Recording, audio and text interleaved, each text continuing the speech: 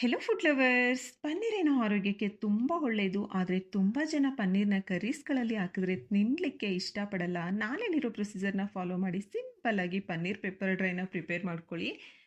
ತುಂಬ ಇಷ್ಟಪಟ್ಟು ತಿಂತೀರಾ. ಬನ್ನಿ ಮತ್ತೆ ಲೇಟ್ ಮಾಡದೆ ವಿಡಿಯೋ ಒಳಗಡೆ ಹೋಗ್ಬಿಡೋಣ. ನೋಡಿ ವೀಕ್ಷಕರೇ, ಮೊದಲನೇದಾಗಿ ಸ್ಟವ್ ಆನ್ ಮಾಡಿ ಬಾಣಲಿ ಇಟ್ಕೊಂಡು ಇದಕ್ಕೆ 3-4 ಟೇಬಲ್ ಸ್ಪೂನ್ ಎಣ್ಣೆನ ಹಾಕ್ಕೊಂಡು ಎಣ್ಣೆ ಕಾಯಿಸ್ಕೊಳ್ಳಿ. ಎಣ್ಣೆ ಕಾದ್ಮೇಲೆ ನೋಡಿ, ನಾನಿಲ್ಲಿ 200 ಗ್ರಾಮ್ ಪನ್ನೀರ್ನ ತೊಗೊಂಡಿದ್ದೀನಿ. ಈ ರೀತಿ ಕ್ಯೂಬ್ಸ್ಗಳಾಗಿ ಕಟ್ ಮಾಡಿ ಹಾಕ್ಕೊಳ್ತಾ ಇದ್ದೀನಿ.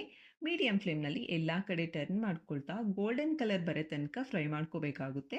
ನೋಡಿ, ಇಷ್ಟ ಆದಮೇಲೆ ಇವಾಗ ಇದನ್ನು ಒಂದು ಪ್ಲೇಟಿಗೆ ಟ್ರಾನ್ಸ್ಫರ್ ಮಾಡಿಕೊಂಡು ಪಕ್ಕಕ್ಕೆ ಇಟ್ಕೊಂಬಿಡಿ. ನಂತರ ಅದೇ ಬಾಣಲಿಗೆ 2 ಹಸಿಮೆಣಸಿನ್ಕಾಯಿನ ಈ ರೀತಿ ಕಟ್ ಮಾಡಿ ಹಾಕ್ಕೊಳ್ತಾ ಇದ್ದೀನಿ. ಹಾಗೆ ಒಂದು ಮೀಡಿಯಂ ಸೈಜ್ ಈರುಳ್ಳಿನ ಅಷ್ಟೇ ಈ ರೀತಿ ಕಟ್ ಮಾಡಿ ಹಾಕ್ಕೊಂಡು ಈರುಳ್ಳಿ ಸಾಫ್ಟ್ ಆಗೋ ತನಕ ಕಲಿಸ್ಕೋಬೇಕಾಗುತ್ತೆ.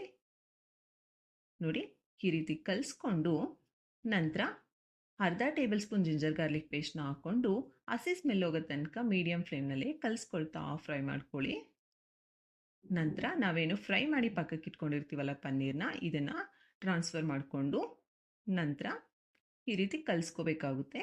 ನೋಡಿ, ಎಲ್ಲದನ್ನು ಈ ರೀತಿ ನೀಟಾಗಿ ಕಲಿಸ್ಕೊಂಡು ನಂತರ ಅರ್ಧ ಟೇಬಲ್ ಸ್ಪೂನ್ ಪೆಪ್ಪರ್ ಪೌಡರ್ನ ಹಾಕ್ಕೊಳ್ತಾ ಇದ್ದೀನಿ. ನಿಮ್ಮ ಖಾರಕ್ಕೆ ತಕ್ಕಂತೆ ಹಾಕ್ಕೊಂಡು ರುಚಿಗೆ ತಕ್ಕಷ್ಟು ಉಪ್ಪು ಹಾಗೆ ಅರ್ಧ ಟೇಬಲ್ ಸ್ಪೂನ್ ಧನಿಯಾ ಪೌಡರ್ನ ಹಾಕ್ಕೊಂಡು ಲೋ ಫ್ಲೇಮ್ನಲ್ಲಿ ಈ ಮಸಾಲೆಗಳ ಹಸಿ ಸ್ಮೆಲ್ ಹೋಗೋ ತನಕ ಚೆನ್ನಾಗಿ ಕಲಿಸ್ಕೊಳ್ತಾ ಫ್ರೈ ಮಾಡಿಕೊಂಡು ಕೊನೆಯಲ್ಲಿ ಚಿಕ್ಕದಾಗಿ ಕಟ್ ಮಾಡ್ಕೊಂಡಿರುವಂತಹ ಕೊತ್ತಂಬರಿ ಸೊಪ್ಪನ್ನ ಹಾಕ್ಕೊಂಡು ಸರ್ವ್ ಮಾಡ್ಕೊಂಡ್ರಿ ಅಂದರೆ ಮುಗೀತು, ನಿಮಗೆ ತುಂಬ ಟೇಸ್ಟಿಯಾಗಿರುವಂತಹ ಪನ್ನೀರ್ ಪೆಪ್ಪರ್ ಡ್ರೈ ರೆಡಿ ಆಗಿಬಿಡುತ್ತೆ. ವಿಡಿಯೋ ಇಷ್ಟ ಆಗಿದೆ ಅಲ್ವಾ ವೀಕ್ಷಕರೇ? ಹಾಗೆ ಲೈಕ್ ಮಾಡಿ, ಚಾನಲ್ನ ಸಬ್ಸ್ಕ್ರೈಬ್ ಮಾಡ್ಕೊಳ್ಳಿ. ನಿಮ್ಮ ಅನಿಸಿಕೆ ಮತ್ತು ಅಭಿಪ್ರಾಯಗಳನ್ನ ನಮಗೆ ಕಮೆಂಟ್ ಮುಖಾಂತರ ತಿಳಿಸಿ.